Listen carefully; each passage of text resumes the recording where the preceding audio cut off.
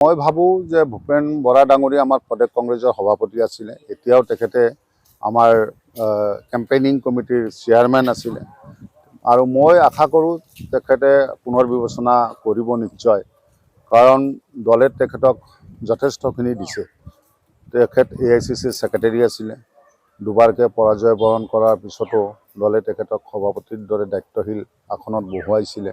এতিয়াও কেম্পেইনিং কমিটিৰ চেয়াৰমেনৰ দায়িত্বত তেখেতক ৰাখিছে। গতিকে মই ভাবোঁ এতিয়া এই বিজেপি বিৰোধী যি আমি কাম কাজ দলে হাতত লৈছে, গৌৰৱ গগৈ ডাঙৰীয়াৰ নেতৃত্বত গোটেই অসমব্যাপী সকলো নেতা কৰ্মীয়ে যথেষ্ট কষ্ট কৰি আছে।